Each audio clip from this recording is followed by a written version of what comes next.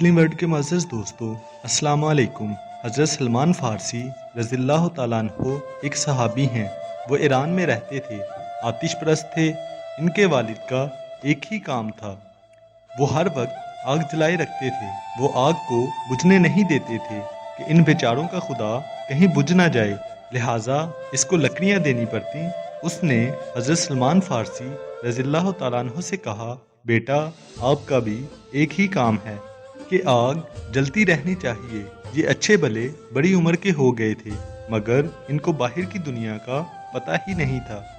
ایک مرتبہ آپ رضی اللہ تعالیٰ عنہ کے والد بیمار ہو گئے۔ اس نے آپ رضی اللہ تعالیٰ عنہ کو زمینوں پر بھیجا کہ جاؤ وہاں سے پیسے لے کر آنا، لیکن یاد رکھنا سیدھا جانا اور سیدھا واپس آنا، وقت ضائع نہ کرنا۔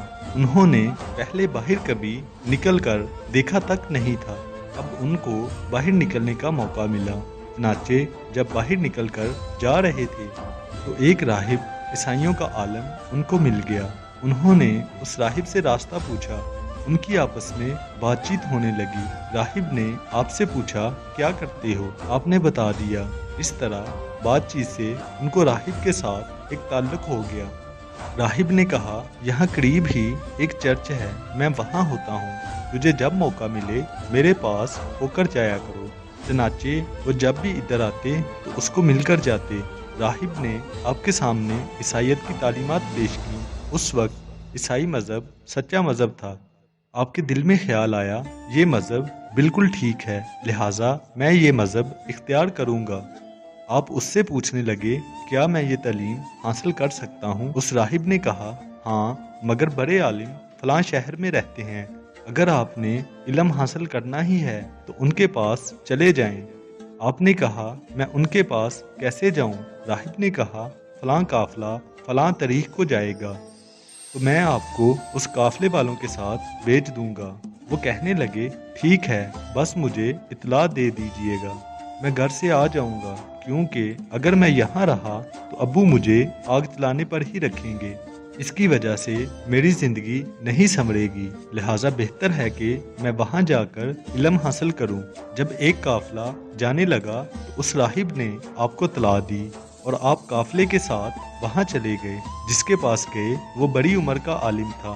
حضرت سلمان فارسی رضی اللہ تعالیٰ عنہ بہت پریشان ہوئے کہ میں ان سے پڑھنے آیا تھا اور یہ فوت ہو گئے۔ پھر وہ ان سے بھی بڑے عالم کے پاس گئے، وہ بھی بوڑھے ہو چکے تھے، ان کے پاس کچھ عرصہ پڑا ہی تھا، وہ بھی بیمار ہو گئے، لہٰذا آپ کو پھر پریشانی ہوئی۔ اس پریشانی کے عالم میں آپ نے ان سے پوچھا، اب میں کیا کروں؟ انہوں نے کہا، کوئی بات نہیں، آپ میرے بعد فلاں سے علم حاصل کر لینا۔ چنانچہ جب وہ عالم فوت ہوئے تو تیسرے کے پاس گئے۔ اللہ کی شان دیکھیے، تیسرا بھی بوڑھا تھا۔ اب تو حضرت سلمان فارسی رضی اللہ تعالیٰ عنہ رونے لگے کہ پتہ نہیں یہ کیا معاملہ ہے، میں جدھر بھی جاتا ہوں استاد مجھے راستے میں چھوڑ جاتے ہیں۔ اس نے کہا، پریشان ہونے کی ضرورت نہیں۔ آپ نے پوچھا، کیسے؟ آپ کے استاد نے کہا، وقت آ گیا ہے جس میں نبی آخر الزمان نے تشریف لانا ہے، میں نشانیاں بتا دیتا ہوں، لہٰذا آپ کوشش کر کے اس علاقے میں چلے جائیں جہاں انہوں نے آنا ہے، وہاں جا کر ان سے تعلیم حاصل کرنا۔ یہ سن کر آپ بہت خوش ہوئے۔ چنانچہ آپ کے استاد نے آپ کو نشانیاں بتائیں اور ایک قافلے والوں کے ساتھ مدینہ کی طرف روانہ کر دیا۔ اس زمانے میں مدینے کو یثرب کہا جاتا تھا۔ قافلے والوں نے درمیان میں بد عہدی کی کہ یہ بچہ ہے اور اس کا کوئی وارث نہیں۔ انہوں نے مدینہ منورہ پہنچ کر آپ کو ایک غلام کی حیثیت سے بیچ دیا اور آپ کو ایک یہودی نے خرید لیا۔ آپ کا کوئی واقف نہ تھا، البتہ آپ نے جب یہ علاقہ دیکھا اور نشانیوں کو دیکھا جو آپ کے استاد نے بتائی تھیں تو آپ کو تسلی ہو گئی کہ یہ وہی علاقہ ہے جہاں نبی آخر الزمان نے تشریف لانا ہے۔ چنانچہ دل میں فیصلہ کر لیا کہ اب میں یہیں رہوں گا۔ اس یہودی کا کھجوروں کا ایک باغ تھا، آپ سارا دن اس باغ میں کام کرتے۔ ایک مرتبہ کھجور کے ایک درخت پر چڑھ کر کھجور اتار رہے تھے تو اس یہودی کا ایک دوست اس سے ملنے آیا اور وہ اس یہودی کے ساتھ مل کر باتیں کرنے لگا۔ باتوں ہی باتوں میں کہنے لگا کہ مکہ سے ایک آدمی یہاں آئے ہیں اور نبوت کا دعویٰ کر رہے ہیں، جب آپ نے نبوت کے یہ الفاظ سنے تو آپ نے شوق میں اوپر سے نیچے چھلانگ لگا دی، کیونکہ آپ پہلے سے ہی اس خبر کے منتظر تھے، اور آ کر اس یہودی سے پوچھنے لگے کہ جی وہ کون سے نبی تشریف لا رہے ہیں۔ یہودی نے جب یہ سنا تو اس نے زور سے آپ کو تھپڑ لگایا اور کہا جاؤ اپنا کام کرو۔ آپ کو چھلانگ لگانے سے پاؤں میں پہلے ہی تکلیف ہو رہی تھی، ساتھ ہی تھپڑ کی تکلیف بھی برداشت کرنا پڑی۔ پھر جا کر خاموشی سے کام کرنے لگے اور پھر اس سوچ میں پڑ گئے کہ اب میں کیا کروں۔ بالآخر آپ کے دل میں یہ بات آئی، مجھے ہفتہ میں ایک دن چھٹی ہوتی ہے، میں اس دن جا کر بستی والوں سے پوچھوں گا کہ کون آئے ہیں۔ چنانچہ آپ چھٹی کے دن بستی میں پہنچے اور پوچھتے پوچھتے نبی کریم صلی اللہ علیہ وسلم کی خدمت میں پہنچ گئے اور زیارت کر کے اپنی آنکھوں کو ٹھنڈک پہنچائی۔ آپ کے استاد نے نبی آخر الزماں صلی اللہ علیہ وسلم کی 2 نشانیاں بتائی ہوئی تھیں۔ ایک نشانی یہ کہ وہ ہدیہ قبول کر لیں گے اور دوسری نشانی یہ کہ وہ صدقہ کا مال قبول نہیں فرمائیں گے۔ چنانچہ آپ نے کچھ پیسے لا کر نبی کریم صلی اللہ علیہ وسلم کی خدمت میں پیش کیے اور عرض کیا یہ صدقہ کے پیسے ہیں، آپ قبول فرما لیجئے۔ اللہ کے محبوب حضرت محمد صلی اللہ علیہ وسلم نے ارشاد فرمایا نہیں، ہم تو صدقہ نہیں لیتے۔ ایک نشانی پوری ہو گئی تھی۔ پھر ایک اور موقع پر عرض کیا جی ہدیہ قبول فرما لیجئے۔ آپ صلی اللہ علیہ وسلم نے وہ ہدیہ قبول فرما لیا۔ اس طرح دوسری نشانی بھی پوری ہو گئی۔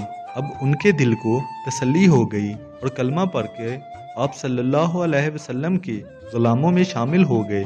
اسلام قبول کرنے کے بعد آپ نے نبی کریم صلی اللہ علیہ وسلم کی خدمت میں اپنی کیفیت بیان کی۔ نبی کریم صلی اللہ علیہ وسلم نے ارشاد فرمایا تم آتے رہا کرو۔ چنانچہ شروع میں آپ نے اپنے ایمان کو چھپایا۔ وہ چھٹی کے دن آپ صلی اللہ علیہ وسلم کی خدمت میں آ جاتے اور دن گزار کر چلے جاتے۔ کچھ عرصہ بعد نبی کریم صلی اللہ علیہ وسلم کی محبت نے اتنا جوش مارا، کہنے لگے اب تو مجھ سے جدا نہیں رہا جا سکتا۔ اللہ کے محبوب حضرت محمد صلی اللہ علیہ وسلم نے ارشاد فرمایا کہ تم اس یہودی سے جا کر ملو۔ چنانچہ آپ رضی اللہ تعالیٰ عنہ نے جا کر اس سے کہا کہ آپ مجھے آزاد کر دیں، اس کے بدلے آپ جو بولیں گے رقم ادا کر دوں گا، یا جو کام بولیں گے کر دوں گا۔ یہودی بڑا تیز تھا، اس نے کہا میں 2 شرطوں پر آپ کو آزاد کرتا ہوں۔ ایک شرط یہ کہ کھجوروں کے 300 درخت لگاؤ، جب وہ پھل دینا شروع کر دیں تب پہلی شرط پوری ہو جائے گی۔ اس کا خیال تھا کہ اگر آج درخت لگائیں گے تو پھل لگنے میں کئی سال لگ جائیں گے، اور دوسری شرط یہ اس نے سونے کی ایک مخصوص تعداد بتائی جو کہ بہت زیادہ تھی۔ اس کا خیال تھا کہ اتنے سونے میں تو 50 غلام آ جاتے ہیں، یہ کہاں سے اتنا دے سکے گا۔ اب رضی اللہ تعالیٰ عنہ نے اس یہودی کی یہ شرطیں قبول فرما لیں اور آ کر نبی کریم صلی اللہ علیہ وسلم کی خدمت میں عرض کیا اور ساری شرطیں بتا دیں۔ وہ ابھی ادھر ہی بیٹھے تھے کہ ایک آدمی نے سونے کا ایک ڈلا نبی کریم صلی اللہ علیہ وسلم کی خدمت میں ہدیہ کے طور پر پیش کیا۔ آپ صلی اللہ علیہ وسلم نے وہ سونا حضرت سلمان فارسی رضی اللہ تعالیٰ عنہ کو دیا اور فرمایا سلمان، اللہ نے تیرا کام آسان کر دیا، جاؤ اور اسے یہ دے دو۔ اب یہ لے گئے اور اس یہودی کو جا کر وہ سونا دے دیا۔ سونے کا وہ ڈلا دیکھنے میں تو چھوٹا سا تھا، لیکن جب وزن کیا تو وہ بالکل پورا نکلا۔ یہودی بڑا حیران ہوا، اس نے سوچا شاید ترازو میں کوئی خرابی ہو۔ چنانچہ اس نے ترازو کو ٹھیک کیا اور پھر تولا، پھر وہ پورا نکلا۔ اس طرح اس نے کئی بار وزن کیا اور ہر بار وزن برابر نکلا۔ بالآخر حیران ہو کر کہنے لگا چلو ٹھیک ہے، اب کھجوروں کا باغ لگاؤ۔ حضرت سلمان فارسی رضی اللہ تعالیٰ عنہ نے پھر نبی کریم صلی اللہ علیہ وسلم کی خدمت میں عرض کیا۔ آپ صلی اللہ علیہ وسلم نے ارشاد فرمایا تم زمین تیار کرو اور ہمارا انتظار کرنا، ہم آ کر تمہارے ساتھ کھجوریں لگوائیں گے۔